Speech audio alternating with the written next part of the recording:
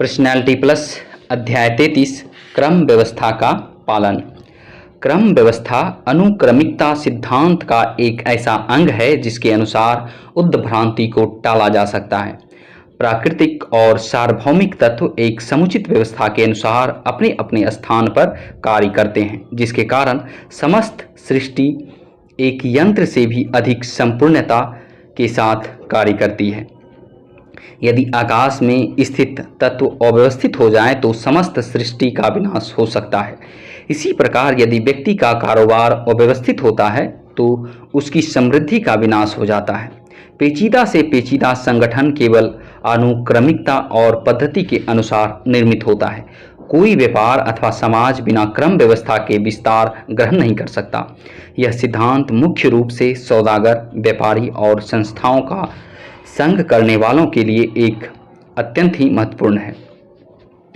ऐसे अनेक विभाग हो सकते हैं जहां एक अव्यवस्थित क्रम रखने वाले व्यक्ति भी सफल हो जाते हैं। यद्यपि व्यवस्थित क्रम की ओर ध्यान देने से उनकी सफलता द्विगुणित हो सकती है, लेकिन कोई व्यापार तब तक सफल नहीं हो सकता जब तक कि उसे एक व्यवस्थापक के हाथों में सौंप न दिया जाए।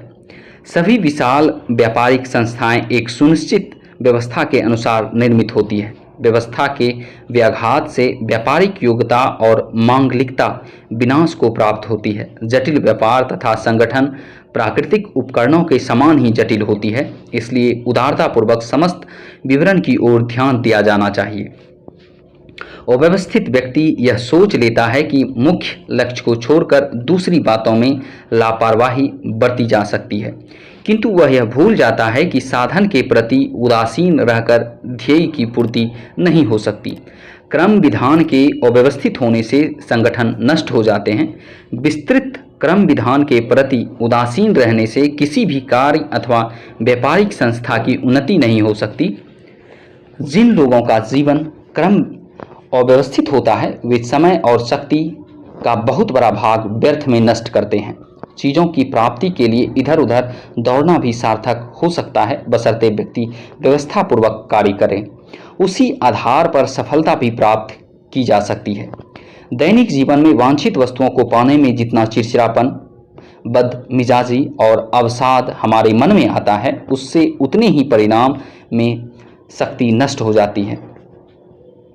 इस शक्ति के आधार पर एक बहुत बड़ा व्यापार खड़ा किया जा सकता है या किसी भी क्षेत्र में भारी सफलता अर्जित की जा सकती है। व्यवस्थित लोग अपने समय और शक्ति का संचय करते हैं। वे कोई वस्तु नहीं खोते, इसीलिए उन्हें किसी भी वस्तु की खोज नहीं करनी पड़ती। उनकी प्रत्येक वस्तु यथास्थान रखी होती है और चाहे अंधेरे में भी हो, तत्काल उसे प्राप्त किया जा सकता है। ऐसे लोग शांत और धैर्यवान होते हैं। वे दूसरों पर दोषारोपण करने में व्यय होने वाली मानसिक शक्ति को किसी भी लाभकारी कार्य में व्यय कर सकते हैं। एक विलक्षण शक्ति होती है व्यवस्था में जो अकस्मात चमत्कार कर सकती है। एक व्यवस्थित क्रम रखने वाला व्यक्ति इतने थोड़े समय में इतने विशाल परिणाम में बिना थकान अनुभव किए कार्य कर सकता है कि देखने वाले आश्चर्यचकित रह जाएं। व्यापार जगत में प्रत्येक विभाग में व्यवस्था इतनी ही रूढ़ और श्रम साध्य है जितनी कि किसी संत द्वारा किए गए संकल्प की पूर्ति करना, और कभी कभी छोटी से छोटी वस्तु के प्रति उदासीन रहने से भी समस्त आर्थिक संभावनाओं के समाप्त होने की आशंका रहती है। धार्मिक जगत में व्यवस्था का नियम नितांत आवश्यक है और जो व्यक्ति इस नियम का समय पालन करता है वह अपना समय ही नहीं धन भी बचाता है।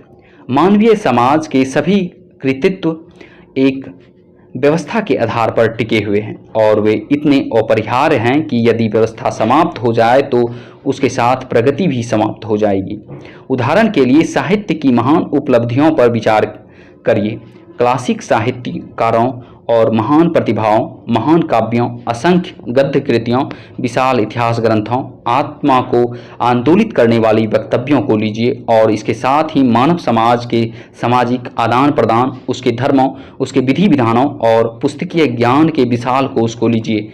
इन आश्चर्यजनक साधनों और भाषा की सफलताओं पर ध्यान देने से आपको विदित होगा कि ये चीज़ें अपनी रचना और परिवृद्धि के लिए केवल 26 अक्षरों के व्यवस्थित विधान के ही ऋणी हैं। यह वक्तव्य केवल आंग्ल भाषा से ही संबंधित है। इस समस्त सफलता की पृष्ठभूमि में केवल कुछ सुनिश्चित नियमों के परिपालन से ही इतने विशाल और असीम परिणामों को प्राप्त किया जा सकता है। प्रगति के महान मौलिक सिद्धांतों में व्यवस्था का महत्वपूर्ण स्थान है। इसके आधार पर हम इस विशाल समग्रता को एक सूत्र में बांध सकते हैं। संसार के विशाल समुदाय में, जिसमें प्रत्येक व्यक्ति अपना स्थान बनाने के लिए संघर्षशील और एक दूसरे के उद्देश्यों की पूर्ति करने और स्वार्थ सिद्धियों के लिए यत्नशील हैं, केवल क्रम व्यवस्था के सहारे ही शांतिपूर्वक सह अस्तित्व संभव है। इससे पता चलता है कि व्यवस्था महत्ता से कितनी जुड़ी है। प्रत्येक व्यक्ति की मति भिन्न होती है। व्यवस्था और अनुशासन का प्रशिक्षण भी सभी लोगों को प्राप्त नहीं होता। बहुत थोड़े लोग हैं जो इस सत्य को अनुभव करते हैं कि चाहे व्यापार हो, चाहे कानून, धर्म, विज्ञान या राजनीति, कोई भी क्षेत्र हो, बिना सुनिश्चित नियमों का पालन किए विशाल जन समुदाय को यथास्थान नहीं रखा जा सकता। किसी भी मानवीय कार्य क्षेत्र को लें, व्यवस्था का पालन आवश्यक हो जाता है, क्योंकि कोई भी दो मानवीय प्राणी एक साथ एक स्थान पर एकत्र हों तो भ्रांति और अव्यवस्था को दूर करने और पारस्परिक सद्भावना पैदा करने के लिए उन्हें किसी समान आधार की आवश्यकता होती है। सभी बड़े व्यापारी एक विशेष क्रम व्यवस्था का पालन करते हैं और उसी के सहारे उनका विशाल कारोबार चल सकता है। व्यवस्था और अनुशासन के बिना किसी भी क्षेत्र में विशेषता प्राप्त करने में सफलता प्राप्त नहीं हो सकती। व्यवस्था की सहायता से हमें अपने कार्य में क्षमता प्राप्त होती है और किसी प्रकार का वितंडावाद उत्पन्न नहीं होता। जो लोग अनुशासन से घबराते हैं, जिनका मस्तिष्क अनुशासनहीन और अराजक होता है, जो लापरवाह और अपने विचारों को में अव्यवस्थित होते हैं, अपनी आदतों और कारोबार के संचालन में भी लापरवाही और अव्यवस्थित रहते हैं, वे कभी भी उच्च कोटि की सफलता और समृद्धि प्राप्त नहीं कर सकते और अपने जीवन को असंख्य चिंताओं, विपत्तियों और शुद्ध उद्विग्नताओं से भर लेते हैं, जबकि उचित व्यवस्था के द्वारा ये समस्त विकार नष्ट हो जाते हैं।